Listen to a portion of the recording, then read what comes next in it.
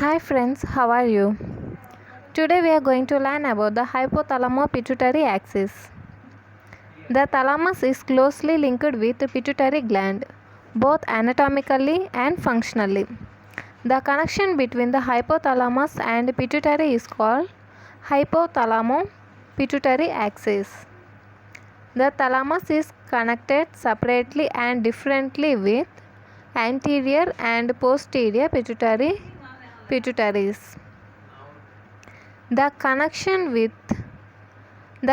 with anterior pituitary is by means of blood vessels, portal hypophyseal vessels, and with posterior pituitary through the neurons hypothalamo-hypophyseal tract.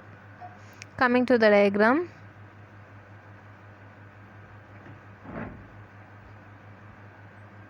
This is the hypothalamus and this is the anterior lobe of pituitary. This is the posterior lobe of pituitary.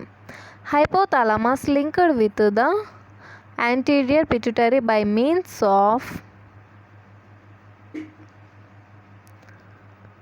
long porta hypophyseal vessels. These are the vessels through the vessels. Long portal hypophyseal vessels. And the hypothalamus connected with the posterior pituitary by means of hypothalamo-hypophyseal tract by through the neurons. Okay.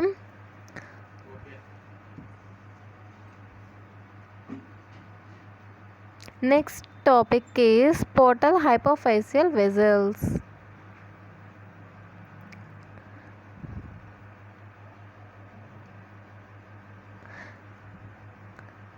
The connection between the anterior pituitary and thalamus is vascular. Anterior pituitary develops from Rathke's pouch and evagination from the roof of the pharynx.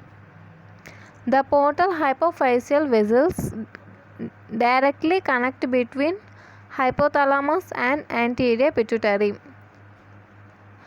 I already showed you portal hypophyseal vessels. These connect directly hypothalamus and anterior pituitary. And the anterior pituitary develops from Rathke's pouch and evagination from the roof of the pharynx. The blood vessels arise from capillaries on the ventral surface of thalamus, primary capillary flexus that derive blood from the superior hypophyseal artery. The arteries drain into the sinusoidal portal hypophyseal vessels. These long portal hypophyseal vessels carry blood down the pituitary stalk to the anterior lobe of pituitary, where they end in another set of capillaries. Thus, the system of blood vessels begin with capillaries and end with capillaries without passing through the heart. Therefore, they are examples of true portal system of blood vessels. A portal vessel starts and ends with capillaries without traversing through the heart. And the question here is, which portal system is example of true portal system, that is portal hypophyseal vessels? This is portal hypophyseal vessels. The releasing hormones secreted from hypothalamus reach anterior pituitary via hypophyseal portal circulation. Therefore, these hormones are called hypophysiotropic hormones. Hypophysiotropic hormones are synthesized in small hypothalamic neurons, parvocellular neurons. The axon terminals of which connect the capillary network in the median eminence and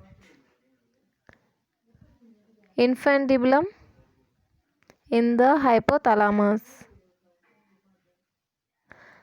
that give rise to long portal vessels in the pituitary stalk.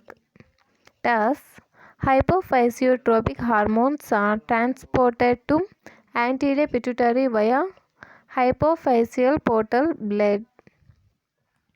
Short portal hypophyseal vessels communicate the capillaries of anterior pituitary with capillaries of posterior pituitary, which derives blood from inferior hypophyseal artery. And next topic is hypothalamo-hypophyseal tract. The connection between the hypothalamus and posterior pituitary is neural. Posterior pituitary develops as an avagination of the floor of the third ventricle. Anterior pituitary is from Rathke's pouch, from the floor of the pharynx, from the roof of the pharynx. And the posterior pituitary is from avagination of floor of the third ventricle.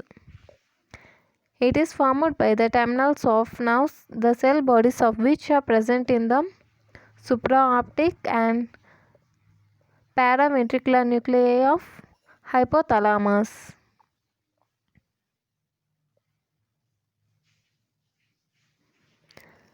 These are the supraoptic and paraventricular nuclei of hypothalamus. And these are the neurons that forms the hypothalamo-hypophyseal tract, which connects the hypothalamus and posterior pituitary of posterior pituitary.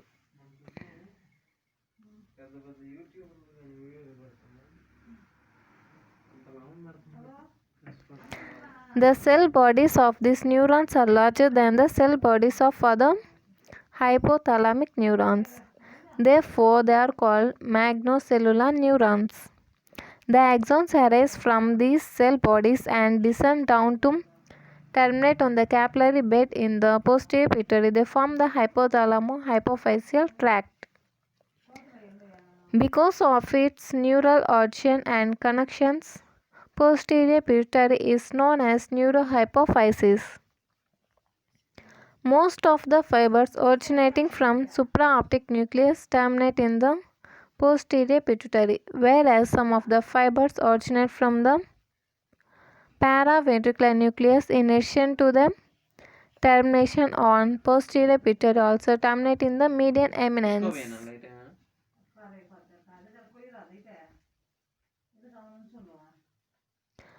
And I show you the parts, each and every part.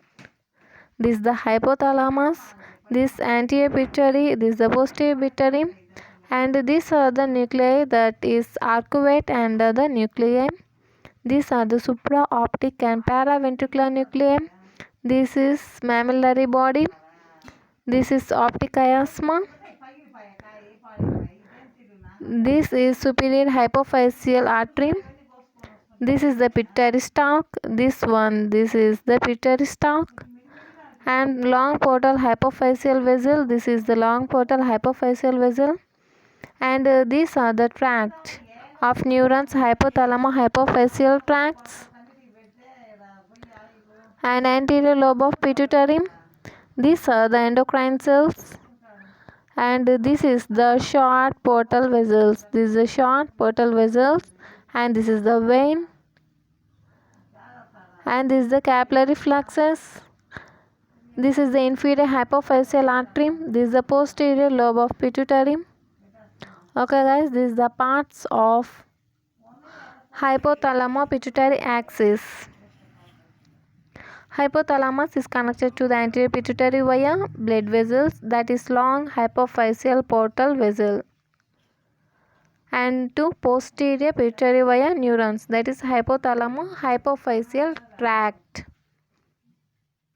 This and the long portal hypophyseal vessel and capillary fluxes are connected through short portal vessels. If you like this video, like, share and subscribe. Thank you.